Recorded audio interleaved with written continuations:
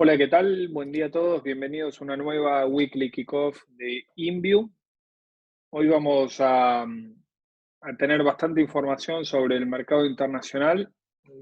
Voy a estar a cargo de hablar un poquito de los mercados, de cómo está pegando la situación en nuestras carteras modelo, algunas ideas de inversión. Luego le vamos a ceder la palabra a Mateo para que nos dé un poquito el pantallazo de la economía local, sobre todo lo que se desprendió de la licitación del Tesoro la semana pasada y qué pasó con la curva SER. Vamos a hacer el Q&A de 5 o 10 minutos, como acostumbramos a hacer cada lunes.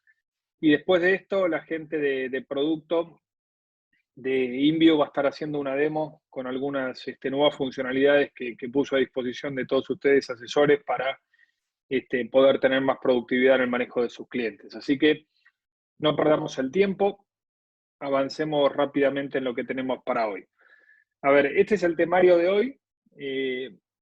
Básicamente vamos a pasar por la parte de qué pasó con las retailers la semana pasada, cuál es el sector apuntado, digamos, para nuevas correcciones del mercado, si hay o no razones para ser optimistas, el impacto en la cartera offshore y luego la Argentina, la licitación y SER.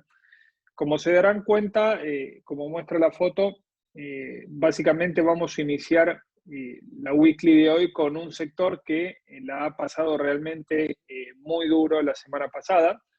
La semana pasada, en lo que sería ya la parte final de la temporada de balances del primer trimestre de las compañías norteamericanas, le tocó el turno a muchas empresas del sector retail. Había mucha expectativa sobre este sector, especialmente sobre las empresas grandes, como Walmart, por ejemplo, donde la tesis de inversión y al menos los movimientos de mercado que se habían visto hasta este entonces abonaban la teoría de que evidentemente este era un sector bastante defensivo, bastante, si se quiere, oportuno para el momento actual del mercado. ¿Por qué? Porque en una primera instancia su principal input de ventas eran básicamente bienes no discrecionales, por lo tanto la demanda más inelástica respecto al ciclo económico les daba cierto carácter de fortaleza y al mismo tiempo, se pensaba que eran sectores que podían manejar de una mejor manera la situación de la alta inflación de costos, traspasando justamente a precios finales de venta sin verse realmente herido en la participación del mercado y sus ventas. Finalmente, un poco la realidad mostró que los inversores estuvieron, si se quiere, algo equivocados, pero que la sensibilidad está a flor de piel. Ahora vamos a ver la reacción de esto. Pero Walmart, Target, otra compañía de discount retailer en los Estados Unidos, han sufrido las peores caídas diarias en los últimos 20 años. Después, lógicamente, de la apertura, digamos, de sus números del primer trimestre, con un denominador común, digamos, ¿no? La presión de costos está realmente empezando a comer los márgenes de estas compañías y esta situación, digamos, hace que la parte baja del balance, ¿sí? el bottom line de los balances, esté muy desalineado respecto a la expectativa de mercado, ¿sí? Además, el guidance no fue de lo mejor, en términos de mucha incertidumbre por delante. Y creo que esta situación la refleja bastante el gráfico que estamos viendo ahora, en el cual nosotros venimos mostrando desde hace ya varias wikis. Y tiene que ver cómo ha ido, digamos, evolucionando el ingreso promedio semanal en términos reales de los trabajadores americanos, ¿sí? Y fíjense que desde mitad del año pasado, ¿sí? O incluso, sí, abril, básicamente, a medida que se fue reabriendo la economía norteamericana y a medida que empezó a dispararse todo ese consumo reprimido que hubo, la inflación no dio tregua justamente en los ingresos de los trabajadores. Por ende, tenemos desde abril del año pasado ingresos que crecen por debajo de la inflación, o ingresos negativos en términos reales. Y esta situación no solamente tuvo su inicio en abril, sino que se ha profundizado a medida que justamente la aceleración de la inflación era un hecho. Como siempre nosotros señalamos, al menos en las últimas weekly, nos parece que el pico de inflación de los Estados Unidos, y lo mostramos el lunes pasado, desde nuestro análisis parecería haberse dado ya entre abril y marzo. Los salarios, al menos de corto plazo, a pesar de que el mercado laboral está en una situación casi de desempleo estructural, nos parece que no van a poder recuperar parte del terreno perdido. Y esto es la gran preocupación que está teniendo el mercado hoy, ¿sí? En términos de que aquellos sectores que actualmente y históricamente han actuado de manera muy defensiva y de manera muy hedge respecto a situaciones de un escenario de alta inflación, bueno, hoy básicamente no se percibe lo mismo, ¿sí?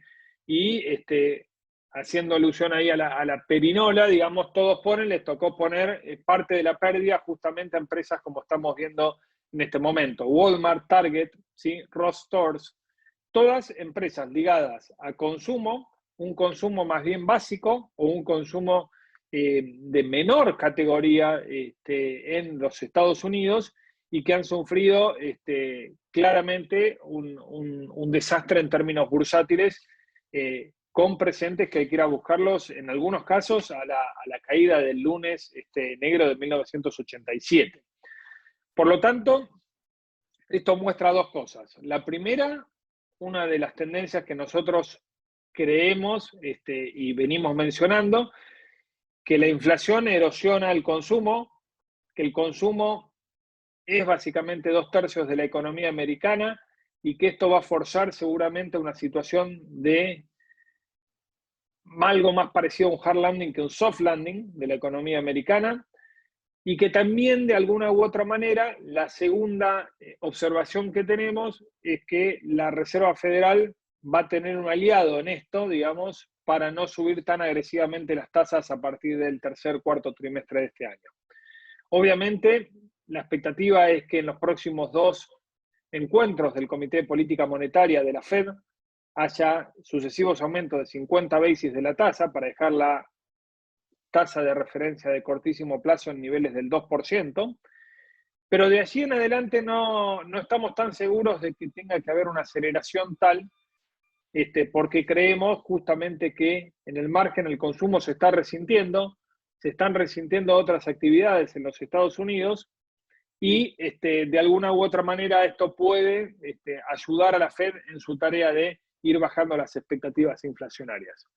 Ahora bien, la gran pregunta hacia adelante es hasta dónde va a llegar esta desaceleración, cuán profunda va a ser y de qué magnitud, para ver si afecta significativamente o no las ganancias corporativas. Fíjense acá cómo la semana pasada Walmart, Ross Stores y Target han sufrido en distintos días, justamente coincidente cuando presentaron sus balances, caídas de 20-25% para Ross y Target y caídas del 11% para Walmart, ¿sí? Evidentemente el mercado, digamos, en su barrida, donde flujos mata fundamentos, obviamente está empezando a castigar a los sectores que han actuado mucho más defensivos. La pregunta también hacia adelante es si estas caídas han dejado a este tipo de compañías en situación de compra significativa o no para empezar a incorporar en las carteras, ¿sí? Y todavía no vemos un gran descuento sobre estas compañías. Es decir, a pesar de estas bajas entre el 10 y el 20-25%, todavía no están en situación de mega descuento, ¿sí? Acá pueden ver, por ejemplo, el Price Earning Ratio de los últimos 10 años, en la línea punteada en naranja, del sector de consumo básico, está en promedio en unos 20 veces en relación de precios-ganancias. Solamente Target Corporation se encuentra por debajo de los 15 veces en esta relación precio-ganancia después de esta caída, pero papeles como Walmart, como Ross Stores e incluso el sector de consumo básico, determinado por el ETF, el XLP, digamos, recién se están aproximando a un promedio, ¿sí? De la última década. Por lo tanto, sería bastante cauto en empezar a volcarnos a una compra masiva de estas compañías, ya que también observamos que el patrón de comportamiento después de estas caídas fuertes de los activos financieros es que la presión bajista pueda continuar al menos hasta que se estabilice la cuestión. Y todavía no vemos relativamente un atractivo significativo para empezar a acumular estas empresas dentro de los portafolios modelos. La pregunta a continuación claramente es qué es lo que sigue luego, digamos, ¿no? Bueno, en búsqueda de lo que se denomina los safe haven, cuando uno ve a nivel sectorial lo que está ocurriendo en el mercado, bueno, es un bear market bastante significativo, sobre todo en el sector de real estate, communication services, tecnología y consumo cíclico, ¿sí? Con caídas ya más del 20%. Y lo único que va quedando en pie dentro de este mercado a nivel sectorial tiene que ver el sector de energía, lógicamente muy apuntalado con el sector de petróleo y gas, y el sector de utilities que casi está en un break-even. Nuestra principal atención hacia adelante es tener cuidado también con este sector de utilities.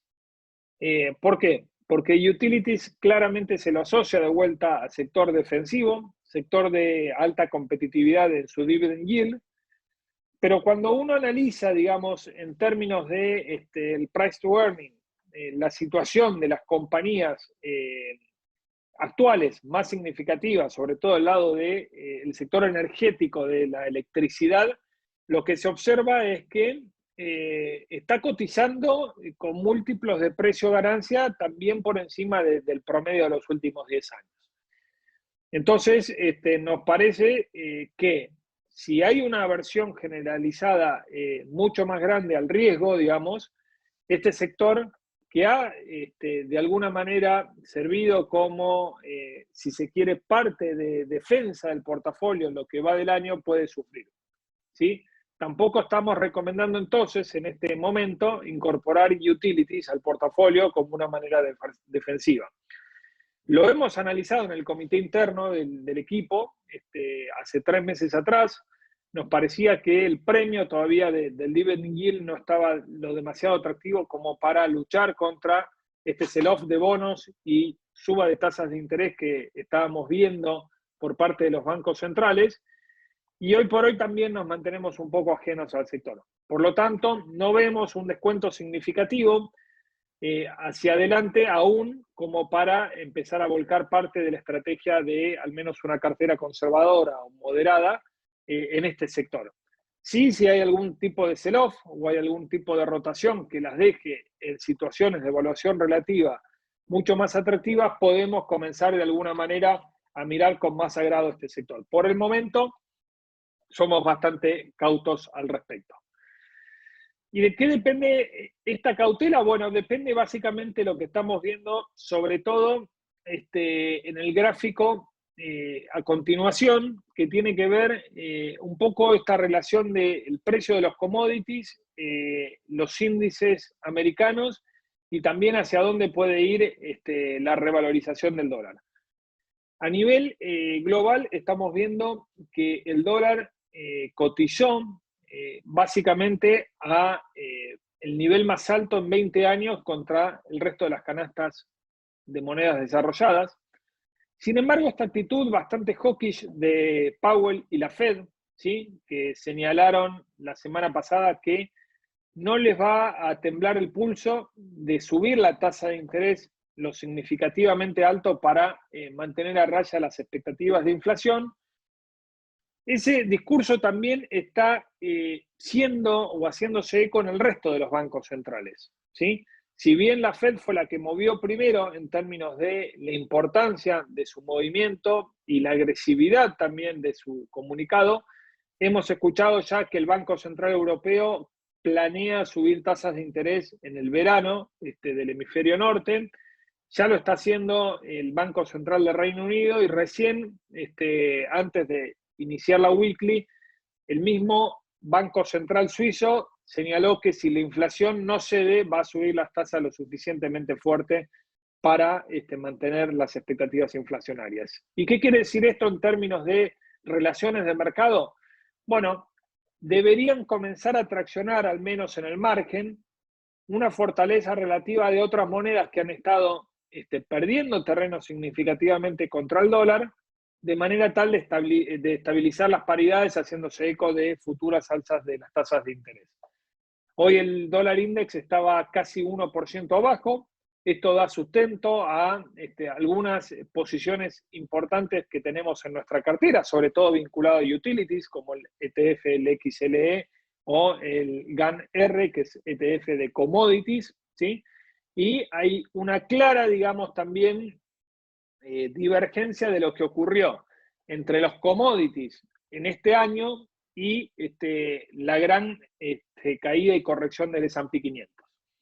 Hay que ver en definitiva si esta debilidad del dólar que estamos viendo hoy comienza a ser un punto de inflexión hacia adelante, dando sustento al alto precio de los commodities, o eventualmente la sostenibilidad de la fortaleza del dólar puede llevar a que los commodities sufran algún tipo de toma de ganancias conjuntamente con esta expectativa de mayor recesión a nivel global. Si este es el segundo caso, estaremos atentos en nuestras carteras para tratar de tomar utilidades de las posiciones que abrimos justamente en energía sobre todo y en commodities para tratar de salir a tiempo y tener un market timing relativamente importante respecto a estas posiciones. Mientras tanto, lo que vemos es un miedo de los inversores sobre un potencial estancamiento de la economía americana a partir del segundo semestre. Esto lo estamos viendo en el spread que hay hoy en la curva de bonos americanos entre el rendimiento a 10 años y el rendimiento a 2 años del bono. Sí, ese spread llegó a 20 basis, ¿sí? Algo que estaba hace 3 semanas atrás en 40 basis. Por lo tanto, prestaremos atención a esto, sobre todo por las señales que están dando las distintas empresas y lo que nos va dejando de tela para cortar la temporada de balances corporativos.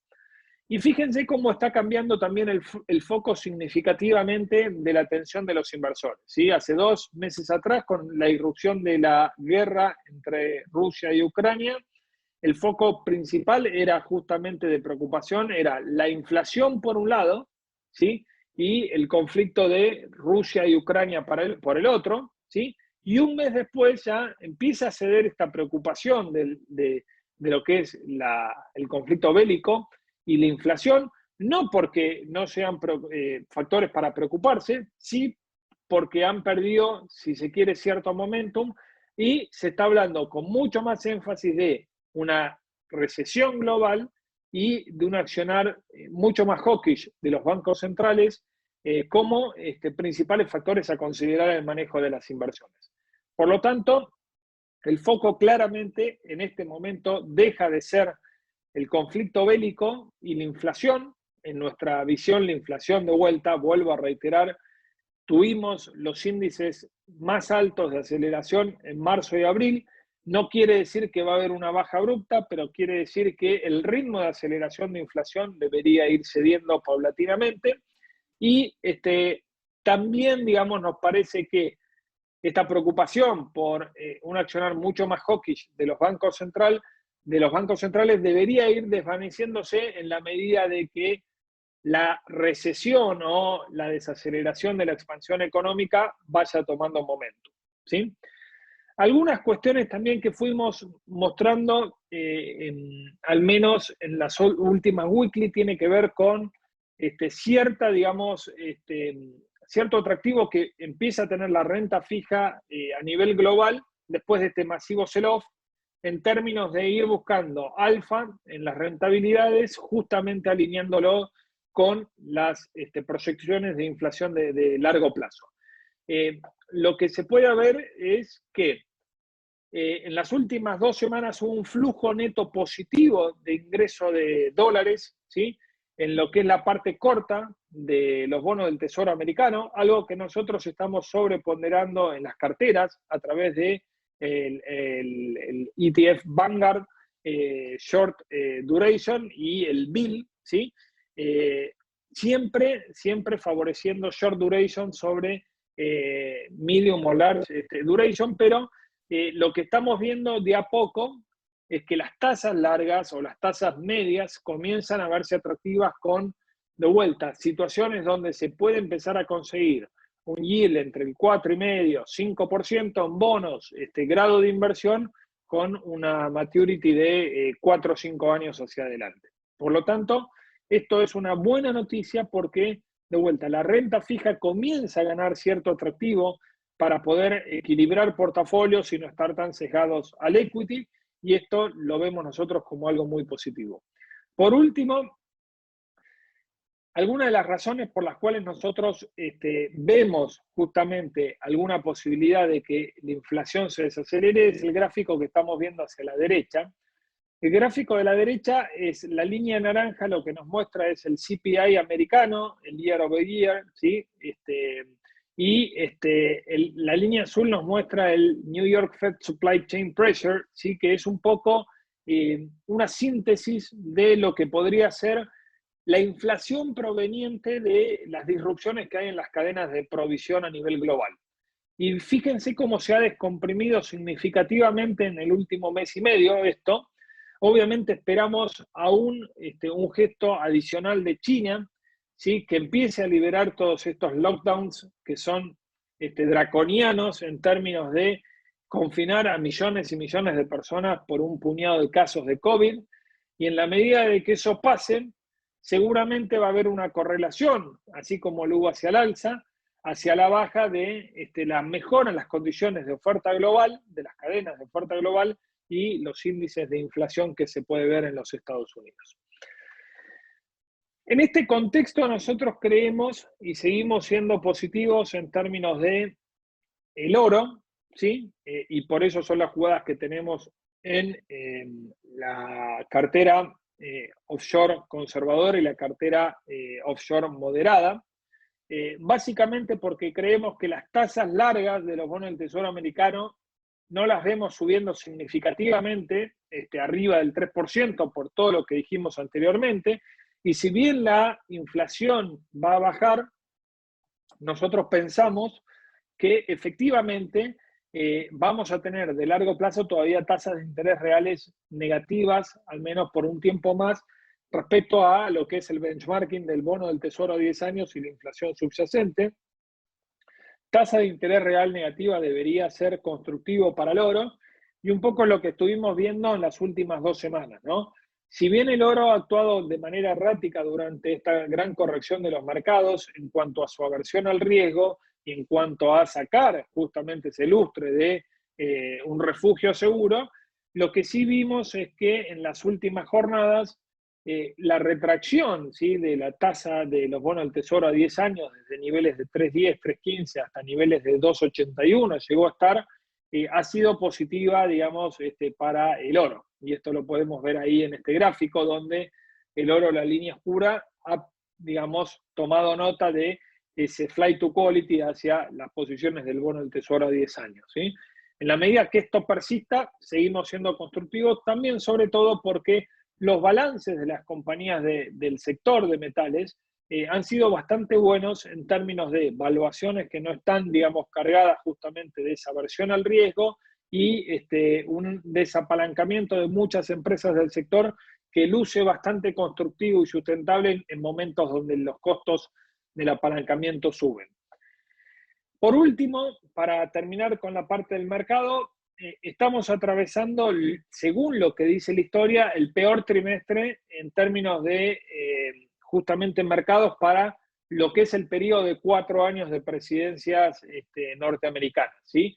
Justamente el segundo trimestre del segundo año, ¿sí? De la presidencia de un mandatario americano es el que en términos históricos, desde 1950 hasta el año pasado, es el de peor performance, ¿sí? Obviamente un 2,1%.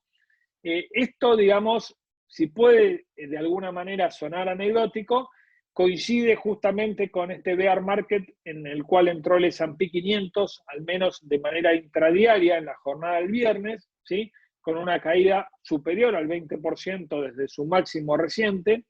y que logró revertir en la última media hora de negociación.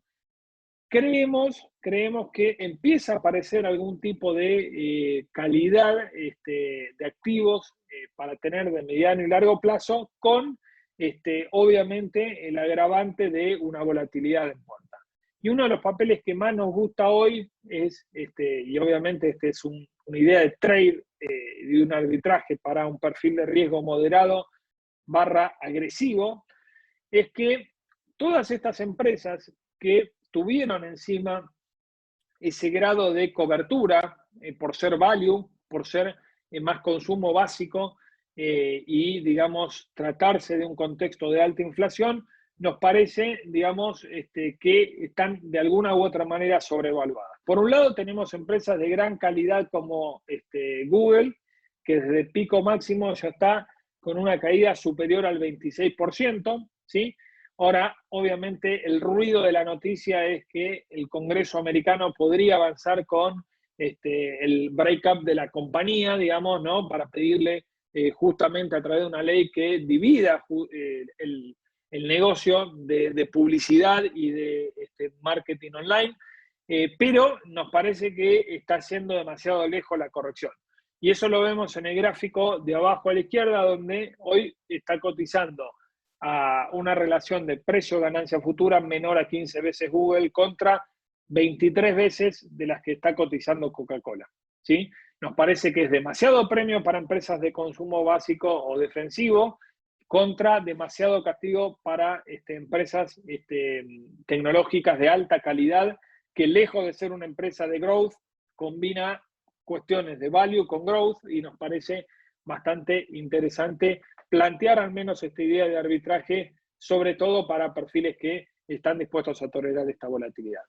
Finalmente, 3 slides rápido de las carteras. Las carteras a nivel de conservadora offshore en el mes está teniendo un underperformance de 108 BPs contra el benchmark, básicamente porque nuestras dos apuestas de alfa son las que peor han performado, el ETF de acciones preferidas y el oro.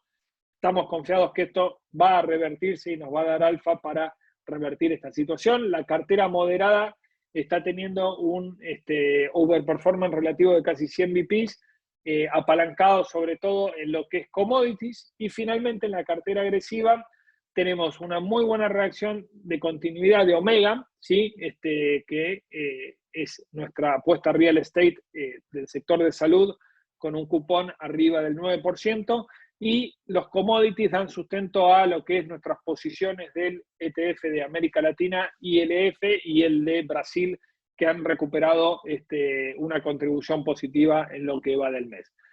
Esto es todo, vamos a la parte de Mateo y quedamos atentos después para las preguntas y respuestas. Perfecto, ahí voy yo. Vamos con esto, ahí estamos. Bien, perfecto. Acá estamos. Bueno, Argentina. Argentina, la verdad que esta última semana pareció un poco aburrida, digamos, fue un poco corta por el censo, en parte, y además también lo que tenemos es que fue una semana con una licitación importante. Entonces, más que nada, vamos a hablar de la licitación, ¿sí? La verdad que nunca en una weekly hablamos solo de una licitación, pero se definieron varias cosas, al menos de manera implícita, en esta licitación. Bien. Primero, a ver, hablemos no solo de la licitación de la semana pasada, sino de la licitación previa, ¿sí? La última licitación antes de esta, digamos, que fue la de abril, la de fin de abril. Entonces, la verdad es que el mercado estaba esperando, ¿sí? en esta licitación de abril, instrumentos ser cortos, ¿sí? Cosas cortas para poder quedarse pegueado a la inflación mientras dure, digamos, al menos el mandato en parte, y además porque prefieren la cobertura corta, que si en algún momento ajustan las tasas de interés, las tasas reales, vamos a tener, bueno, sí también son tasas de interés, pero bueno, vamos a tener algún tipo de movimiento que puede llegar a ser más brusco si los bonos son más largos. Entonces, el mercado venía esperando con muchas ansias esta licitación, porque en licitaciones anteriores el Ministerio de Economía había, entre comillas, regalado, ¿sí? Un poco, había dado cierto premio a estos instrumentos y salían a tasas un poco superiores de lo que estaba en el secundario. Mucha expectativa a fines de abril por esta licitación, ¿y qué pasó? El gobierno sacó una canasta con un Alecer a mayo del año que viene, en un 60% y un 40% en T2X4. Si íbamos a instrumentos particulares y no canasta, recién nos daban, bueno, TB24, ¿sí? Bono atado al dólar un poco más largo, y TX26. Entonces el mercado no tenía esta cobertura corta sin tener que llevar al menos T2X4. Entonces, bueno, pasó lo que nosotros más o menos hablamos ya en otros espacios, y es que no pudieron renovar todos los vencimientos, ¿sí? Entonces, no había ninguna forma de solo quedar posicionado en 2023, y para peor tampoco hubo mucho beneficio, ¿sí? Mucho este regalo que se le dice, para, o sea, por entrar a la licitación. Entonces, ¿cómo lo tomó el mercado? El mercado lo tomó de la siguiente manera, ¿sí? Estos son rendimientos directos de precio, ¿sí? No son las tasas, ¿sí? Sino que acá vemos directamente los precios de las LECER y de los BONCER luego de la licitación, ¿sí? Cuando se anunció esta licitación de fin de abril, lo que vimos fue que los precios de las LECER cortas, en este caso, fíjense, más que nada abril, más que nada febrero, diciembre, volaron por el aire, ¿sí? O sea, creo que a veces decir volaron por el aire es medio tremendista, pero pasaron, o sea, tuvieron un rendimiento, en todo abril, muchas tuvieron un rendimiento cercano al 6%, y en un par de días se fueron al 12%, ¿sí? Como es el caso de la de enero, ¿sí? Entonces, por esto un poco lo que se está hablando, vemos que lo que el mercado no pudo conseguir en la licitación, salió a buscarlo en el secundario, ¿sí? Después de esta sobrereacción inicial, pasado fines de abril, ya entrando mayo, el mercado se calmó un poco. Ante todo esto empezó a aparecer oferta que decía, bueno, estos precios la verdad que no es muy, muy conveniente quedarse con los papeles en la cartera con estos saltos de precio, y vimos que también cayeron un poco o sea, comprimieron un poco estas ganancias, ¿sí?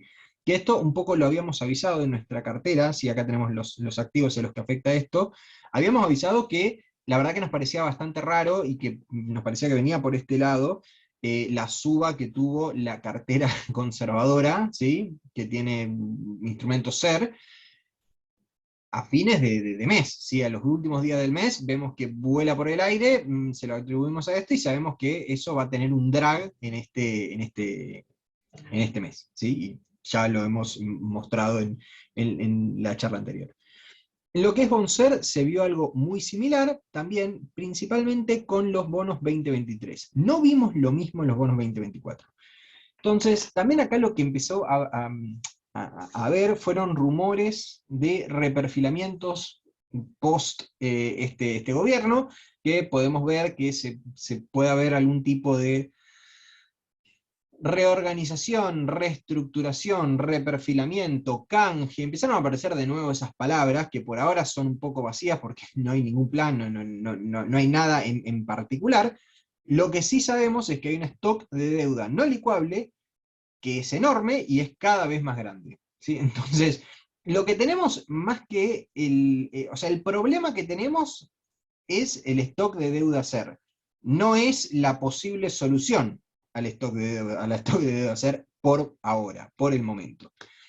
La verdad es que nosotros veníamos usando la frase de que el gobierno, bueno, estaba entre la espada y la pared, ¿sí? Entre no renovar los vencimientos SER, o directamente seguir sumando lo que es el stock de deuda SER, y que por ahora la verdad es que ese estar entre la espada y la espada está más cerca de la pared, y la pared vendría a ser seguir emitiendo un poco de SER, ¿sí? Entonces, por ahora hay cierto espacio, pero bueno, sepan que está ese tema. La verdad es que también yo creo que lo que pasó a principios de mes es que ver estas ansias por el mercado, por instrumentos cortos, reaviva bastante este sentimiento de reperfilamiento, aunque la verdad que tampoco tuvimos algo que lo confirme, ¿sí? De alguna forma. No tuvimos comentarios, digamos, que confirmen que esto puede llegar a pasar, ni tampoco tuvimos una cuestión de que se realice un canje forzado, ¿sí? Esto, de repente puede haber algún tipo de canje más adelante en que sea voluntario, que se ofrezcan buenas tasas y que meramente los institucionales que están posicionados a más largo plazo puedan entrar y eso solucione parte del problema. Pero bueno, por ahora no se ve en este momento cierta confirmación de ninguna de esas cosas. Lo que sí es cierto y lo que sí vemos es que esto agrega bastante volatilidad al mercado SER. Nosotros, justamente el 5 de mayo, al ver los tremendos rendimientos que habían tenido los instrumentos 2023 respecto de los instrumentos 2024, siempre hablando de la curva SER, propusimos, ¿sí? Cambiar bonos 2023 por 2024. En este caso lo hicimos con el T2X3 contra T2X4, TX23 contra TX24 también servía, digamos. O sea, esto, el título fue lo suficientemente generalista como para que después adentro pongamos algún tipo de cambio, ¿no? Entonces, la verdad es que sí, por ahora esto viene mostrando una outperformance nominal y real, ¿sí? O sea, lo que fueron los títulos 2023 tuvieron un rendimiento, perdón, disculpen, la tabla de arriba es de T2X3 y T2X4 y la de abajo es de TX23 y TX24, los tengo cambiados. Pero ahí lo que vemos acá es que el rendimiento nominal de los títulos 2023 fue negativo, o sea, 200 basis negativo, 212, 227 basis negativo. Mientras que el de los bonos 2024 fue cercano a cero el rendimiento. El tema es que nosotros o sea, no nos metemos en los instrumentos SER meramente por el rendimiento nominal, sino que queremos tener un rendimiento real en este sentido. Si lo miramos en términos reales, otra vez, las pérdidas de que haberse quedado en T2X3 son el doble de lo que son haber pasado a T2X4, ¿sí? En términos reales, obviamente.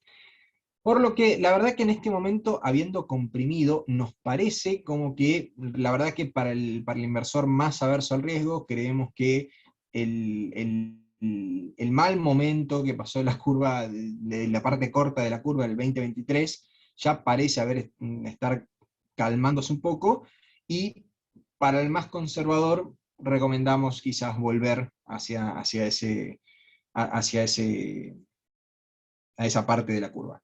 Obviamente, también, o sea, esto es para el más conservador que todavía quiera tener una posición SER, ¿sí? O sea, recuerden que seguimos con esta volatilidad subyacente de todos estos rumores de reperfilamiento, y todo este stock de deuda que la verdad que parece que en algún momento algo va a tener que hacerse. En la licitación de la semana pasada, lo que vimos fue que el gobierno tomó el guante, ¿sí? Un poco de este pedido del mercado, que ante una licitación con un mega vencimiento, podría decirse, la verdad que yo recuerdo el uso de la palabra mega en cada vez que vencían las LEVAX, el mega vencimiento, hacía mucho que no se utilizaba, y la verdad que 758.500 millones de pesos, me parece que hoy lo calificaría como un mega vencimiento. El tema es de que de este vencimiento, 449.000 millones aproximadamente eran, bueno, que expiraba un bono de encajes bancarios. Entonces, el vencimiento real era de unos 309.000 millones de pesos de lo que había en letras, que tenían más que ver con letras SER de mayo de este año.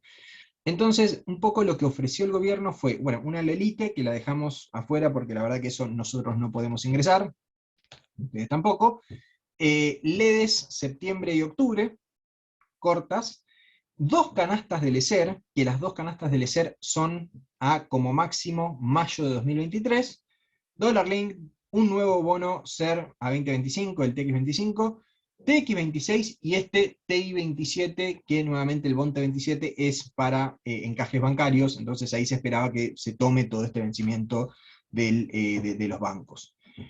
Una cuestión interesante de todo esto, digamos, y por eso también dejo el de los bancos, saqué la Lelite, digamos, podría sacar el de los bancos que tampoco nos interesa, pero fíjense que del vencimiento de los bancos estamos hablando de 449.000 millones, y el valor adjudicado fue de 466.000 millones. Entonces, ante esto lo que podemos ver que el gobierno salió luego de la licitación a decir, bueno, tuvimos un rollover neto positivo de 30.000 millones de pesos.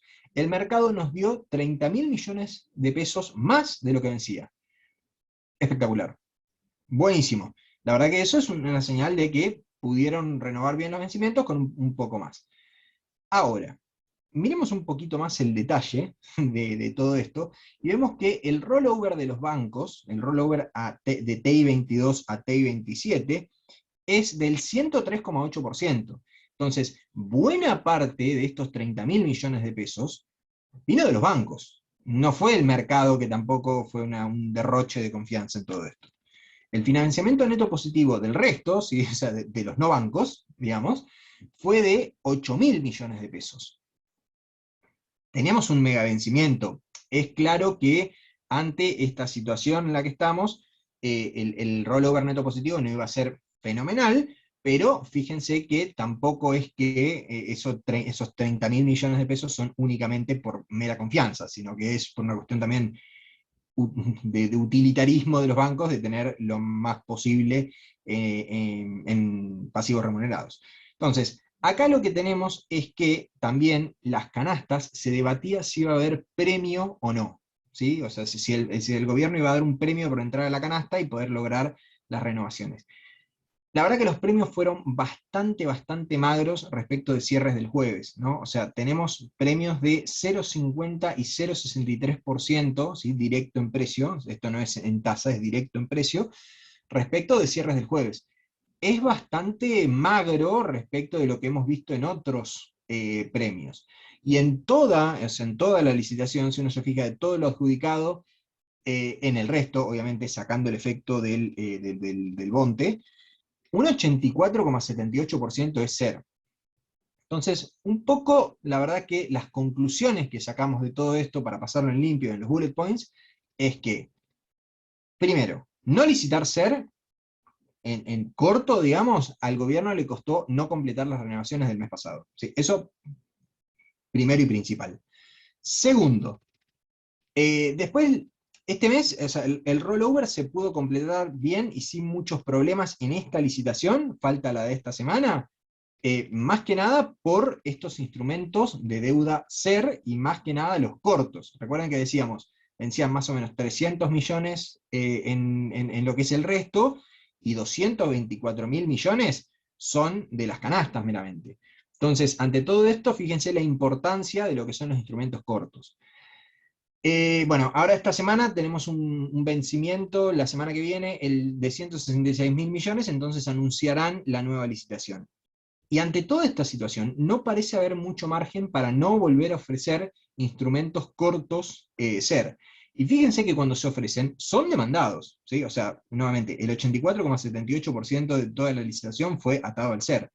Entonces yo creo que el mercado, por más de que tenga ciertos resquemores sobre la parte larga, sigue teniendo confianza en la parte corta porque no queda mucho otro instrumento para meter.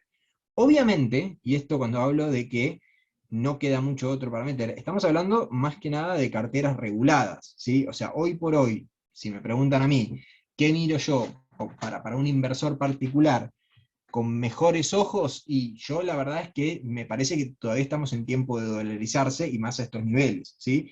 Más que nada por, como viene la emisión, que lo vamos a ver en la próxima diapositiva, pero, o sea, a lo que es esto, no hay una salida masiva de la curva SER, ¿sí? Más que nada, los institucionales y los que no tienen muchos otros lugares donde ir, todavía siguen confiando en lo que es la parte corta de la curva SER.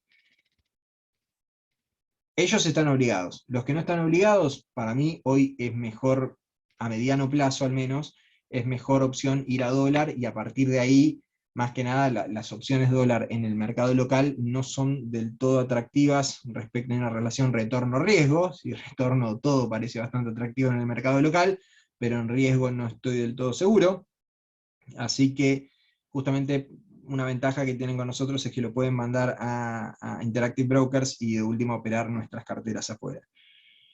Eh, la, el bottom line es que la verdad es que lo que es Curva Ser va a seguir siendo nutrido, cada vez va a ser más volátil esto, y otra cuestión a considerar es que desde que empezó mayo, lo que fueron adelantos transitorios voló por el aire nuevamente, casi que se duplicó la cifra desde antes de mayo. O sea, lo que teníamos de adelantos transitorios antes de mayo, se duplicó en el mes de mayo, digamos.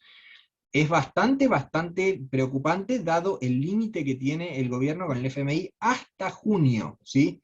Nuevamente muy importante esto, es hasta junio, o sea, en un mes no puede tener más de casi 50.000 millones de pesos de adelanto transitorio, lo cual hace que para el mes de junio y para el mes de mayo sea muy importante para el gobierno conseguir hasta el último peso que pueden en las licitaciones, si no tiene un waiver del mismo FMI, ¿sí? Entonces, ante toda esta situación, yo creo que no hay mucho espacio para que el gobierno pueda hacer, digamos, mucha, o sea, alquimia monetaria por ese lado para poder. Ahí veo que están preguntando en las preguntas, los saco ahora de la mesa, digamos, para cosas, preguntan por giros de utilidades. No, o sea, es asistencia monetaria. Ya está, digamos, o sea, va todo junto dentro de la misma bolsa. Entonces, no tienen mucha chance de ir por ese lado tampoco. No tienen mucho margen, así que de acá, o sea, el mes y 8 días, digamos, que le queda hasta fin de junio, van a tener que arreglarse como puedan con las licitaciones. Entonces, yo creo que esto hace de que las próximas licitaciones tengan instrumentos cortos, sean convenientes y no tengan mucho margen, digamos, para, para resistirse mucho. Sin más, pasemos a preguntas. Acá, gracias Mate. Antes de pasar a las preguntas, dos cositas muy puntuales del mercado local. Hay corriendo una oferta de canje de obligaciones negociables de IRSA, la del 2023, ¿sí? Con 3 propuestas. Hoy le vamos a estar haciendo llegar nuestro parecer sobre las 3 propuestas. Y después también del grupo IRSA, el día 30, es decir, el lunes que viene, hay una fusión entre IRSA e IRSA Propiedades Comerciales, ¿sí? Cada tenedor de IRSA Propiedades Comerciales va a recibir 1.4 acciones de IRSA. Esto hay una posibilidad de arbitraje, ¿sí? Esa posibilidad de arbitraje es que al cierre del viernes las acciones cotizaban, la relación estaba en 1 casi 34 contra 1,40. Vamos a ver cómo se mueve hoy, si va convergiendo y va cerrando ese spread o no. Así que, bueno, ahí cualquier cosa por los canales habituales de research se la vamos a estar haciendo llegar.